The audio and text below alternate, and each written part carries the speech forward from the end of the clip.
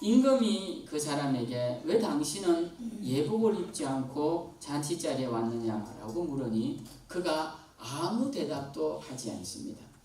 그러자 임금이 잔치자리에서 쫓아내어 버립니다. 우리는 이 장면을 보면서 의아하게 생각하실 수도 있을 것입니다. 길에 있는 사람들을 오라고 했으니 당연히 예복이 없을 것이라 생각하지만 유대인들의 혼인잔치는 우리와 달라서 잔치를 배설한 사람이 예복을 준비하게 되어 있습니다.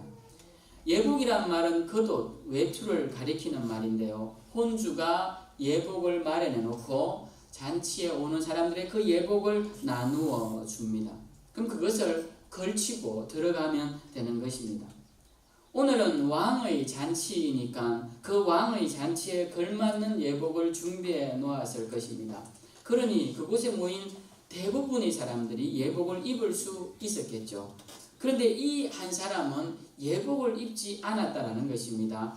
입지 못한 것이 아니라 입지 않았다라는 것이죠. 그가 왜 입지 않았는지 왕이 물을 때 그는 대답도 하지 않습니다. 이유도 말하지 않습니다. 그의 이러한 태도는 무례하고 불성실한 태도였고 혼주인 임금을 무시하는 행동이었습니다. 그래서 우리는 이 비유를 보면서 이 예수님의 비유가 의미하는 좀 더 구체적인 대상이 누군가를 한번 살펴볼 필요가 있는 것 같습니다. 먼저 초대를 받았으나 거절한 자들은 누구일까요? 바로 유대인들입니다.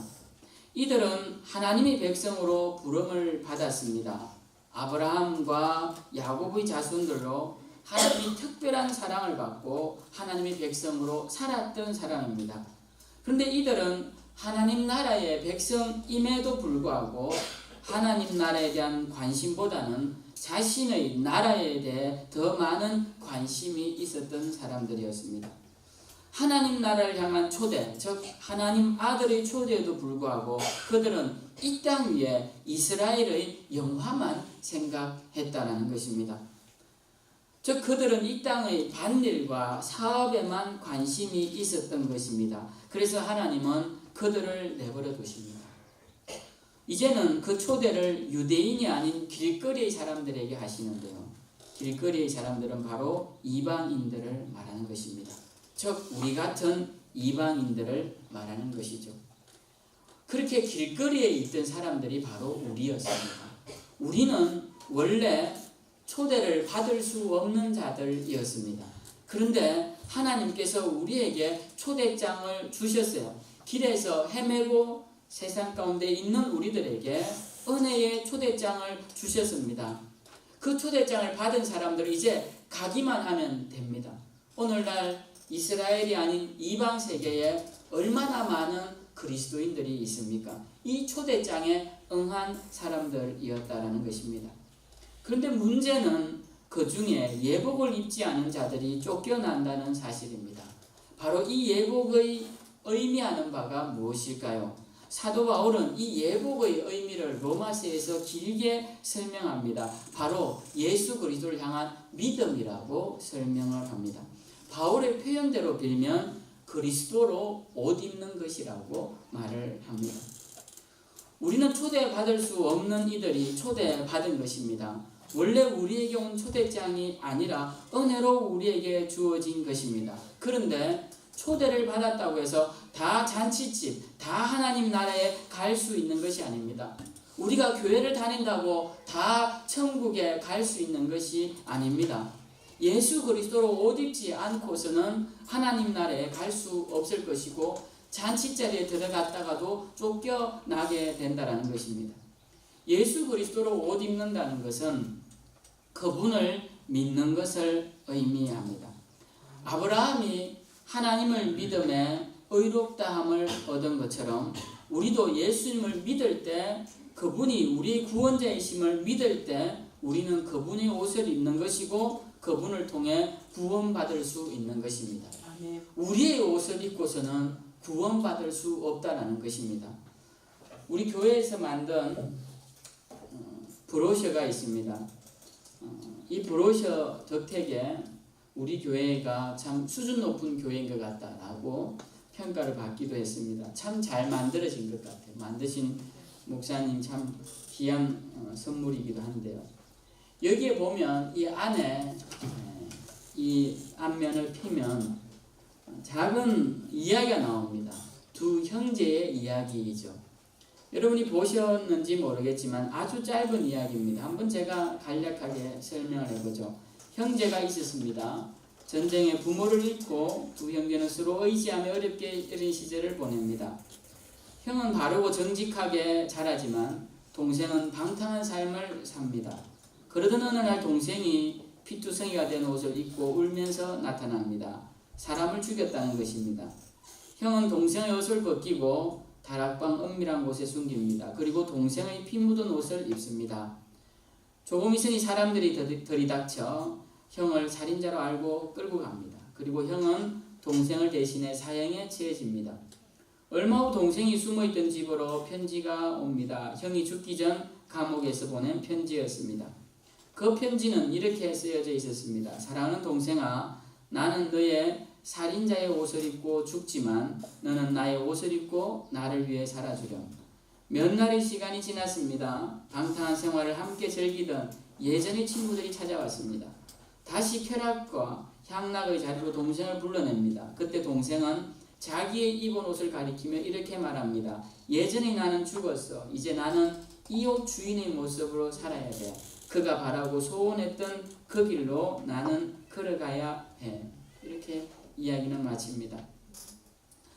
우리는 누구의 옷을 입었느냐? 우리의 살인자의 옷을 벗고 예수 그리스도의 옷을 입어야 합니다. 우리의 살인자의 옷을 입으면 우리는 죽음 앞에서 두려움밖에 내세울 것이 없습니다.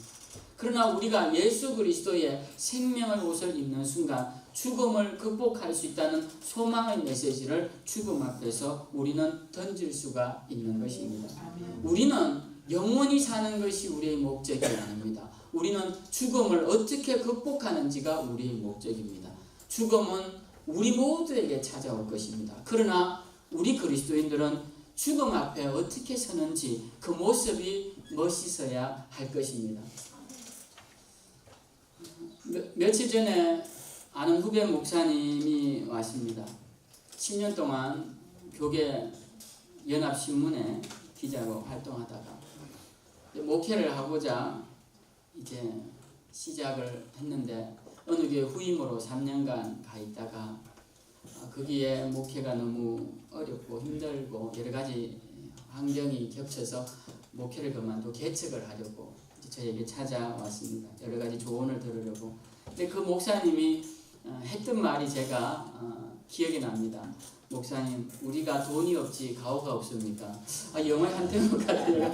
그 영화에서 본 것 같은데 그랬는데 맞습니다. 목회를 바르게 하는 데는 우리 가오가 필요합니다. 그죠? 돈이나 물질이나 권력 앞에 굴복하지 않는 그런 게 필요합니다. 우리 그리스도인들도 죽음 앞에서 가오 있게 죽어야 합니다. 멋있게. 주님을 만난다는 기쁨과 주님을 향한 소망을 가지고 죽음 앞에 설 수 있어야 합니다. 그래서 저는 오늘 이 비유를 가지고 이 예화를 가지고 주님 말씀을 가지고 세 가지를 우리가 기억하면 좋겠어요.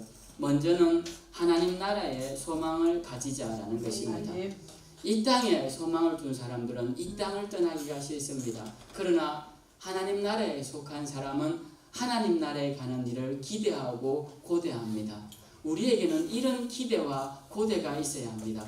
그런 기대와 그 고대함이 있을 때 이 땅의 삶도 아름답게 살아갈 수가 있는 것입니다. 여러분 사랑을 할 때 잘하는 비결이 있다고 하더군요. 전 잘 못하지만 밀당을 잘하면 된다고. 해보셨나요? 밀당을 잘해야 된답니다. 우리 연세 많으신 권사님들은 밀당이 뭔지 잘 모르실 겁니다. 그냥 순종적인 사랑만 하셔서 잘 모르시겠지만 요즘 젊은 사람들은 밀당을 잘해야 합니다. 좋아도 안 좋은 척, 또 안 좋아도 좋은 척 하면서 서로 감정의 관계를 잘 밀고 당기고 해야 된다고 하죠. 그러한 밀당을 잘 해야 하는데 우리가 사랑을 하다 보면 이런 생각이 있습니다. 이 한 사람을 사랑하다 보면 다른 사람들이 눈에 들어오지가 않죠. 근데 다른 사람이 눈에 들어오면 이 사람에 대한 사랑이 조금씩 작아집니다. 하나님 나라에 대한 소망을 여러분 어떻게 평가할 수 있냐면요, 내 관심이 어디에 있느냐라는 겁니다.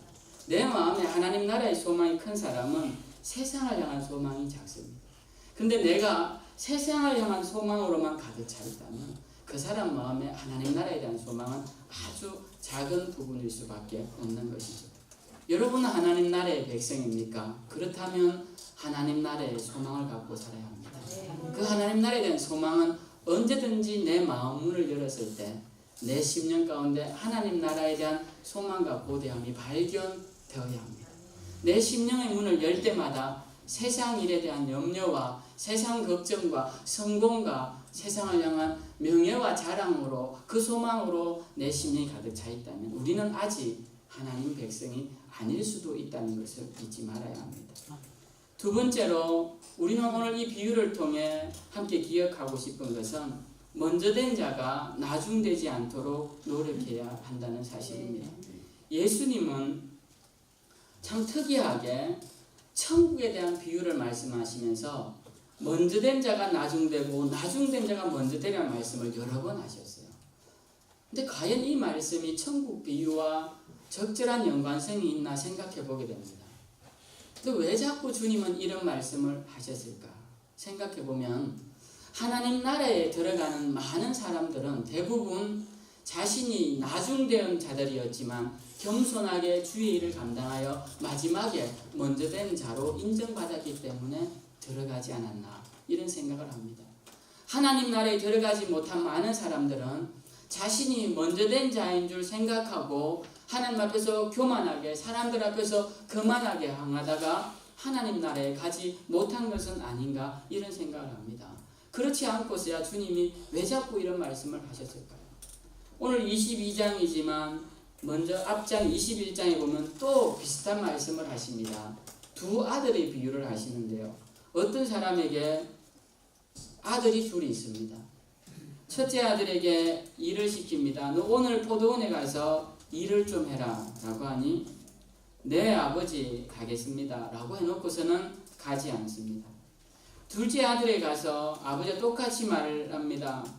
포도원에 가서 일을 좀 하라. 그랬더니 둘째가 싫습니다 라고 하다가 그 후에 뉘우치고 돌아가서